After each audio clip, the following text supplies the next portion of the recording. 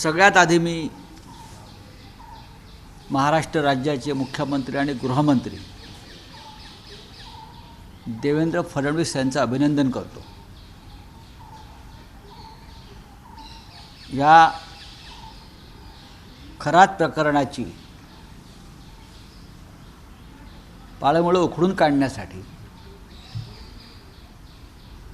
त्यांनी जी मोहीम गृह खात्याच्या माध्यमातून राबवली आणि त्या संदर्भातली माहिती आता समोर येते। या महाराष्ट्राला कलंकित करणारी, बदनाम करणारी अशा प्रकारची कृत्य, त्याचे सूत्रधार आणि त्यांना राजकीय सामाजिक प्रतिष्ठा देणारे पुढारी, मंत्री, या सगळ्यांचे धावे मुख्यमंत्र्यांच्या कारवाईमुळे दणाणलेले दिसत आहेत। मुख्यमंत्र्यांचं अभिनंदन मी यासाठी करतो की आम्ही त्यांच्यावर नेहमी टीका करतो। या प्रकरणात आम्ही कालही त्यांच्यावर नक्कीच टीका केलेली आहे, पण जसजशी माहिती समोर येते आहे ती पाहता की गेल्या साधारण 15 दिवसापासून अत्यंत गुप्तपणे मुख्यमंत्र्यांनी या खरात फाईल संदर्भात कारवाईचे आदेश दिले होते आणि त्यानुसार पोलिसांची पथकं काम करत होती आणि ते ऑपरेशन यशस्वी झालेलं आहे। महाराष्ट्राला एक फार मोठी परंपरा आहे, ती म्हणजे सामाजिक चळवळीची, पुरोगामी विचारांची आणि अंधश्रद्धेविरुद्ध लढण्याची। ह्या परंपरेला गेल्या काही काळापासून डाग लावण्याचं काम मुख्यमंत्र्यांच्या मंत्रिमंडळातले सहकारी करताना दिसत आहेत आणि ते अत्यंत गंभीर आणि दुर्दैवी आहे। मुख्यमंत्र्यांनी याबाबतची साफसफाई जर सुरू केली असेल तर ते कौतुकास पात्र आहेत। माझ्या माहितीनुसार हा जो महाराष्ट्राच्या मंत्रिमंडळातील म्हणजे देवेंद्र फडणवीसजी यांच्या कॅबिनेटमधील अनेक मंत्र्यांचे हे गुरु महाराज आहेत, जे आता पोलीस कस्टडीमध्ये आहेत, ज्यांची चौकशी सुरू आहे, ज्यांच्या मोबाईलमध्ये 56 नाही तर 56पेक्षा जास्त आक्षेपार्ह क्लिप्स सापडलेल्या आहेत। त्याच्यामुळे फडणवीसांच्या सरकारमधले अर्धे मंत्री तणावाखाली आहेत। ते इतके तणावाखाली आहेत की काही लोकांना ICUमध्ये भरती करावं लागेल। जी माहिती माझ्यासमोर येते आहे त्यानुसार या भोंदूबाबानं जी माहिती दिली आहे पोलिसांना, ती अत्यंत गोपनीय जरी असली तरी महाराष्ट्राच्या सध्याच्या मंत्रिमंडळातले 9 मंत्री हे नियमित भक्त होते आणि त्यांच्याकडे जाऊन रेग्युलर काही अत्यंत घृणास्पद प्रकारचे विधी करत होते। ही अंधश्रद्धा आहे। त्याहीपेक्षा महाराष्ट्राच्या प्रतिमेला कलंकित करणारे हे प्रकरण आहे। 9 मध्ये 3 पक्षाचं सरकार आहे म्हणून नाही, याच्यामध्ये मला भारतीय जनता पक्षाचं अजून तरी कोणी दिसलेलं नाही आहे। जी नावं मी समोर पाहिली याच्यामध्ये भारतीय जनता पक्षाचे कॅबिनेटमधले कोणी लोक मला अद्याप तरी दिसत नाही आहेत। एक आहे सर, पण पुढील 15 दिवसामध्ये एक मोठा अत्यंत घाणेरडा विधी या ठिकाणी होणार होता। होय, याची जाणीव पोलिसांना झाली, त्यानंतर हे केलं गेलं। काही नरबळी काही अशा प्रकार होते? नाही, बघा की हे सरकार आणण्यासाठी किंवा शिवसेना फोडण्यासाठी, शिवसेनेचं सरकार पाडण्यासाठी त्याआधी असं म्हटलं जातं की अंधश्रद्धेतले असे असंख्य अघोरी विधी करण्यात आले। आता आम्ही हे मानत नाही, सगळे अनेक प्रकारचे विधी करण्यात आले। महाराष्ट्राला त्या संदर्भात अनेक बातम्या वाचायला मिळाल्या, ऐकायला मिळाल्या।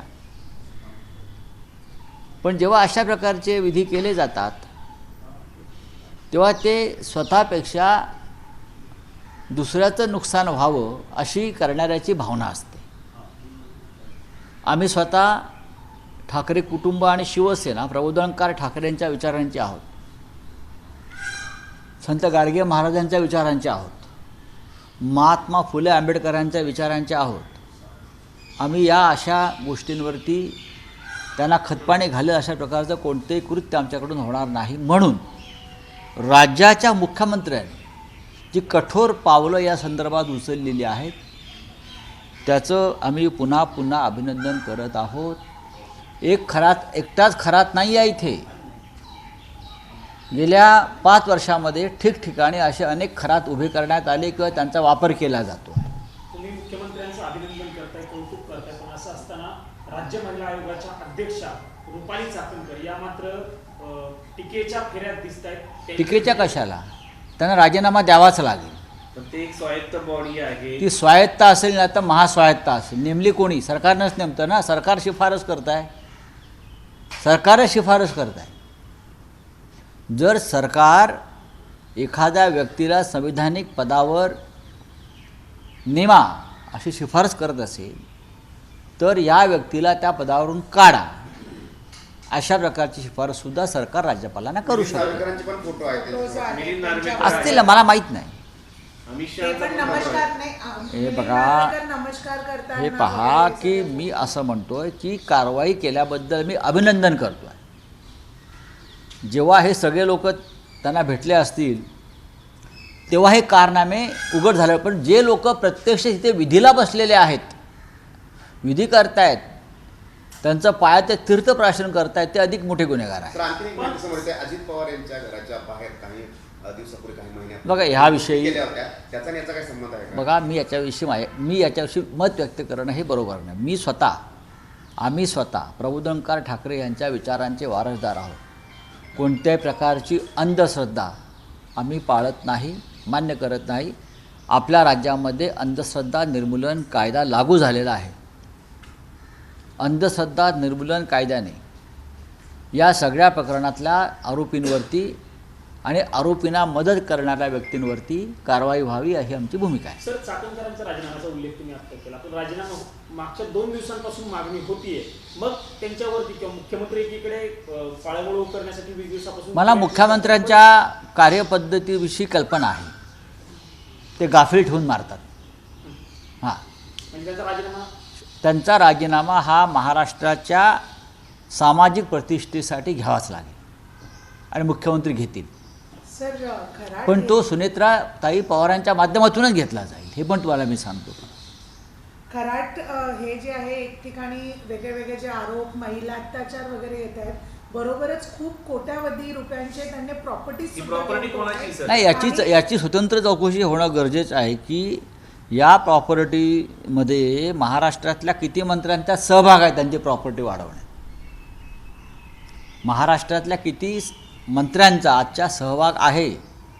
ही संपत्ती 500 कोटी, 600 कोटी, 1000 कोटी प्रशासकीय अधिकारी आहेत त्यांच्या ना. पत्नी आहे. सगळ्यांची नावं ही जाहीर व्हायला पाहिजेत, तरच महाराष्ट्रातल्या जनतेला याच्यापासून एक धडा घेता येईल. राजकारण्यांना ज्यांची नावं समोर येत आहेत त्या प्रत्येकाचं नाव पोलिसांकडून समोर आलं पाहिजे. कोणतंही नाव लपवता कामा नये. माझ्याकडे सगळे नाव आहेत, त्यात मी जाहीर करतो. सर, जो एक व्हिडिओ एका महिलेचा आला होता, खरं तर त्याच्यानंतर त्या महिलेवरची चौकशी करू नये किंवा तिच्यावरती दबाव टाकण्यासाठी राज्य महिला आयोग असेल किंवा रुपाली चाकणकरांनी पोलिसांना फोन केला होता, अशीही माहिती आता समोर येते. मग जर पोलिसांवरती अशा पद्धतीनं दबाव टाकला जात असेल तर मग हे सगळे दबाव झुगारून राज्याच्या गृहमंत्र्यांनी, मुख्यमंत्र्यांनी जर कठोर कारवाईचे आदेश दिले असतील आणि कारवाई झाली असेल, झालेली दिसते आहे, तर म्हणून म्हणतो की मुख्यमंत्री अभिनंदनास पात्र आहे.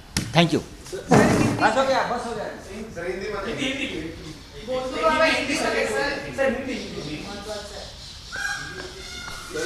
याच प्रकरणामध्ये अगोदर आपण पाहिलं तर अजित पवार यांच्या पक्षाचे आतापर्यंत मुंडे गेले, कोकाटे गेले, जिरवाळावरती आरोप झाले, आता रुपाली चाकणकर, अजितदादानंतर आता पूर्ण अधोगती लागलेली दिसते. फक्त भरणी खरं तर त्यांचं पाठराखण करताना बघायला मिळते रुपाली चाकणकर. बघा, हा विषय फक्त महिला आयोगाच्या अध्यक्षापुरता मर्यादित नाही आहे ना.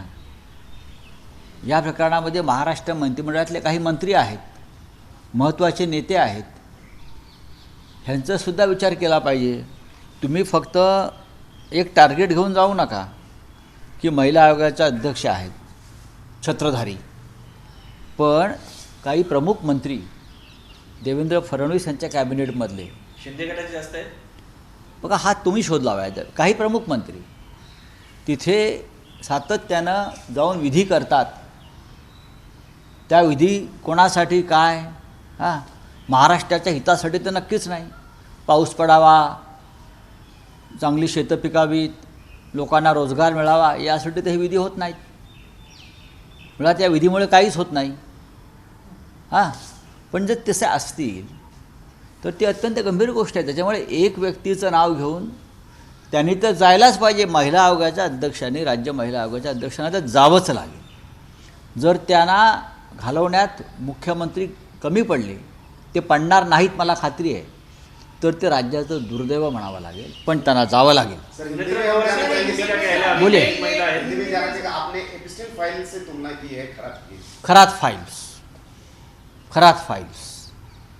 अब जो जेफरी एप्स्टीन जहाँ कहाँ होगा, कोई बोलता है जिंदा है, कोई मरा है, वो भी खरात फाइल्स मांग कर उसका रिसर्च करेगा. अरे मेरे से बढ़िया बढ़कर निकला ये आदमी, हमसे बढ़कर निकला आदमी ये खरात. ये जो खरात फाइल्स है, ये महाराष्ट्र के सामाजिक जो ढांचा है उसको कलंकित करने वाला ये पूरा मामला है. जिस तरह से मामला सामने आ रहा है, ये सेक्स स्कैंडल भी है, ये ब्लैक मैजिक का भी विषय है, ये अंधश्रद्धा का भी विषय है, और महाराष्ट्र के लगभग 9 मंत्री सीधे तरीके से इस खरात फाइल्स में फंसे हुए हैं. भाजप मैं है, महाराष्ट्र के मुख्यमंत्री का अभिनंदन करता हूं कि जिस प्रकार की कठोर कार्रवाई अब मुझे हमको दिख रही है, तो ये महाराष्ट्र के मुख्यमंत्री का अभिनंदन करने लायक विषय है. और मुझे पूरा विश्वास है जो भी इस मामले में लिप्त है, इस मामले में उसके ऊपर भी कार्रवाई होगी, क्योंकि महाराष्ट्र में अंधश्रद्धा विरोधी कानून लागू है. 9 मंत्री कौन है सर? कितने मिनिस्टर इसमें है अटके हुए हैं? और 9 मंत्री है. पार्टी के? 9 मंत्री है, भाजप, शिवसेना. 9 मंत्री है. और एक कौन है? एमएलए है, कुछ एमपीज है, कुछ उद्योगपति है, कुछ प्रशासकीय अधिकारी है, आईएएस है. पूरी सरकार वहाँ आती जाती रहती थी. बहुत गंभीर विषय है, और इसलिए मुझे लगता है गृह मंत्री ने उसके ऊपर एक्शन ली है. राज्य महिला आयोग का एबीपी माझा, उघडा डोळे बघा नीट.